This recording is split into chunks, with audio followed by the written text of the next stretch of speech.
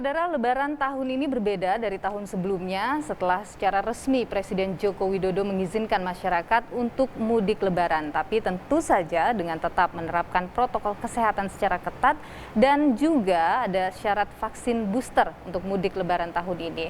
85 juta orang ini diperkirakan akan mudik dan seperti apa kemudian nantinya kesiapan pengaturan lalu lintasnya. Kita akan perbincangkan hal ini dengan Kepala Korps Lalu Lintas Polri, ada Irjen Firman Santiabudi. Pak Firman, apa kabar? Baik, Pak. Sudah mulai sibuk tentunya? Alhamdulillah. Padat ya. Pak Firman, 85 juta orang diperkirakan mudik dengan 47% diperkirakan akan melalui jalur darat. Tentu ini kerja keras bagi Polri. Seperti apa sudah kesiapannya saat ini? Ya, yang pertama tentunya kami selaku stakeholder sudah melaksanakan kegiatan rapat koordinasi sejak awal, survei lebih dini untuk memastikan semua yang akan nanti dimanfaatkan untuk mendukung kelancaran mudik bisa kita pastikan siap. Yang kedua, yang tidak kalah penting adalah sosialisasi. Kami dalam hal ini tim seluruhnya bersepakat bahwa kunci dari kelancaran tahun ini juga sangat ditentukan oleh kesiapan masyarakat yang akan mudik itu sendiri.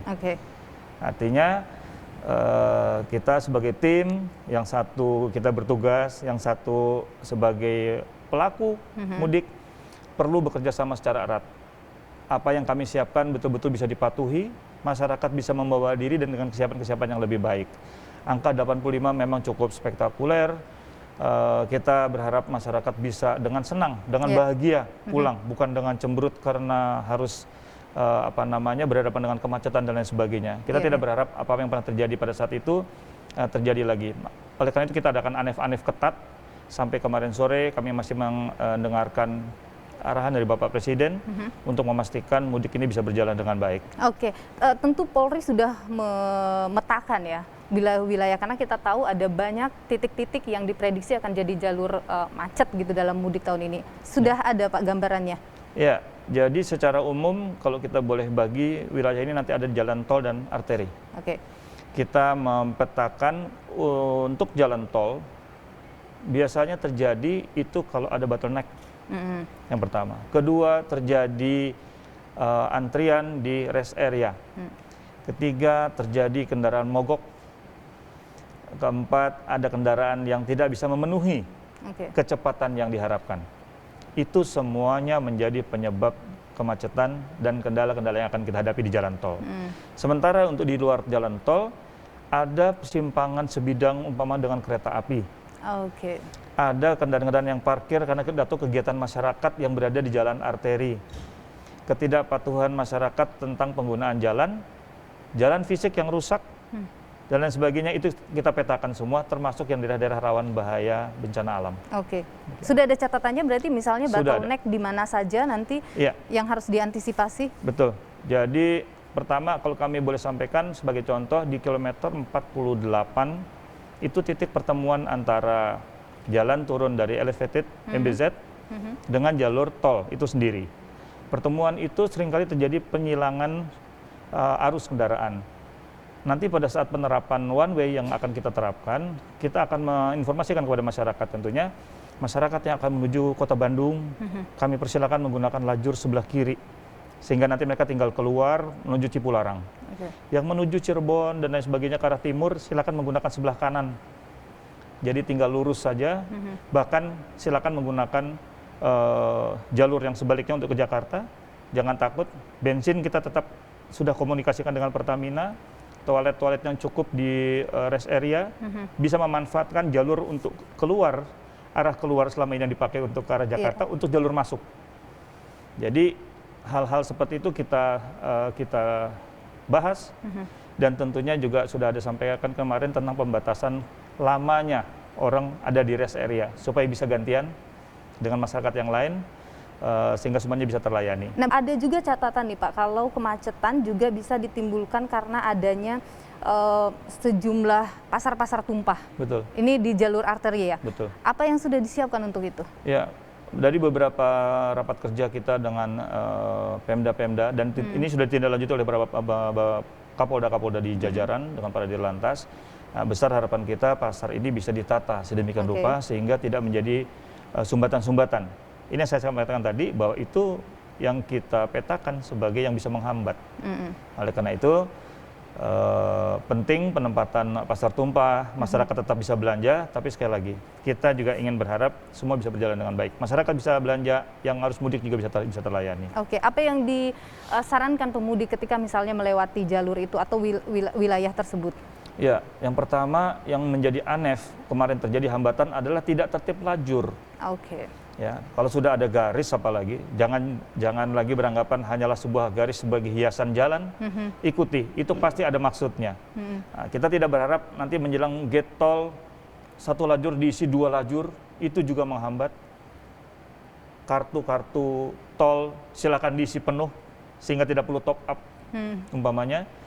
Termasuk tadi di jalan yang pasar tumpah tadi itu, kegiatan-kegiatan lain ya, mungkin ada hajatan segala macam juga itu menjadi catatan-catatan kita. Oke. Ada rencana untuk diskresi akan diambil ketika ada kepadatan, yaitu ganjil genap, kemudian juga one way, kemudian kontraflow.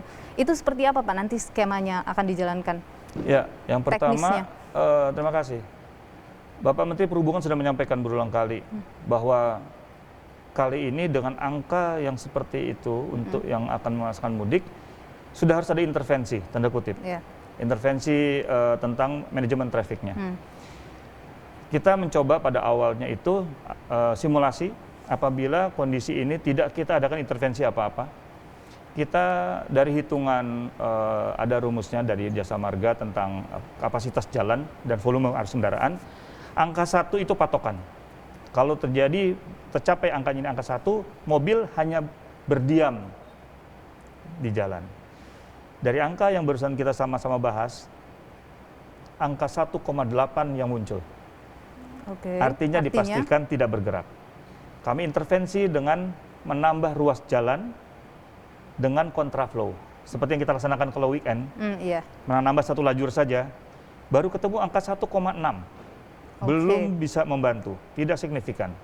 Kita tambah 2, 3 dan segala macam. 3 itu artinya sudah menggunakan seluruh badan jalan sebaliknya. Itulah yang namanya one way. Muncul angka mendekat 1, tapi ini juga sama sekali lagi kita katakan belum cukup. Kecepatannya sangat rendah. Oleh karena itu kita menambah lagi formulanya dengan ganjil genap. Jalan sudah ditambah kapasitasnya, mobil masih harus tanda kutip dikurangi di jalan. Itulah ganjil genap muncul. Ketemu angka 0,6, itu artinya sudah rolling, bisa sampai 40-60 km per jam. Ada satu lagi yang belum tadi dikatakan, Pak Menteri sudah mengeluarkan pembatasan kendaraan sumbu 3 ke atas ya. Nah, ini baru ketemu angka yang kita harapkan bisa rolling. Tapi semuanya tadi, jangan sampai ada yang mogok, masyarakat tertib lajur, itu semuanya tetap harus kita dipatuhi. Itulah diskresi yang dilaksanakan dan kita sepakati semua dengan simulasi-simulasi yang ada, semuanya untuk kelancaran. Dan itu akan diberlakukan kapan? Kami menghitung pada saat terakhir kemarin, kalender Kamtipmas mengatakan bahwa masyarakat diberikan cuti pada tanggal 29, itu artinya 28 siang sudah mulai akan ada arus puncak. Itu kami dalam surat keputusan bersama merencanakan tanggal 28 akan sudah kita terapkan one way ganjil genap bersamaan sejak jam 17 sore. Di tanggal 28? Ini puncak. 28 dari sore, 29 dari pagi jam 7 sampai jam 24.00, 30 dan tanggal 1. Tapi tanggal 1 cuma sampai jam 12 siang. Ini perencanaan ekstrim. Tapi kalau tadi semua bisa berjalan dengan baik, moga-moga 24 ini bisa kita turunkan ke 23, 22. Itu akan kita lihat perkembangan di lapangan. Kita tidak berharap setelah 24 justru tambah angka 1, 2, 3 pagi kita masih harus one way. Kita tidak berharap seperti itu tadi. Kabarnya Anda juga menginginkan masyarakat mungkin bisa lebih mudik lebih awal lagi dari tanggal 28. Bagaimana komunikasi soal itu? Ya, dari rapat-rapat terakhir kami mendapatkan data bahwa informasi putra-putri kita sudah libur di tanggal 22-23. Hanya bapak-bapaknya yang baru diberikan izin cuti di tanggal 27 terakhir. Nah, kami sudah mengkomunikasikan ini, kalau masyarakat yang saya pikir akan lebih bisa membantu memecah penyebaran mudik, ini jauh akan lebih baik. Jadi bagi masyarakat yang sudah siap, kami tidak juga menganjurkan tanggal 28 saja baru berangkat.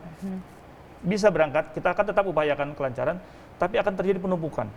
Lebih baik kami sarankan lebih awal. Kita bicara soal mudik tahun ini dengan angka yang begitu tinggi, pemudik motor sejauh ini catatan dari kepolisian seperti apa, Pak? Apakah angkanya juga tinggi? Ya, dari fakta di lapangan kita melihat bagaimana pengemudi kendaraan roda 2 sekarang begitu banyak memenuhi jalan. Diperkirakan ada angka 14 sampai 17 juta terakhir kalau informasi yang saya dapat, mohon maaf kalau kemarin saya sebut angka 14, ternyata angka 17 juta yang akan diperkirakan menggunakan jalan non-tol. Kami menyiapkan tentunya dan harus kita segera persiapkan dengan baik jalur-jalur non-tol ini, jalur tengah, jalur selatan, dan Pantura. Menteri PUPR sudah menyiapkan jalannya. Moga-moga ini bisa terlaksana dengan baik, walaupun dari kepolisian kami tidak pernah menyarankan roda 2 untuk digunakan jarak jauh. Karena ada faktor kelelahan, cuaca, belum lagi bawa anak-anak. Kami tetap menyarankan masyarakat menggunakan angkutan umum. Kami juga dapat informasi beberapa kementerian lembaga termasuk kita dari Polri, kita akan menyediakan mudik gratis untuk membantu masyarakat yang akan mudik ke lapangan. 17 juta. 17 juta. Bagaimana dengan untuk kendaraan pribadi?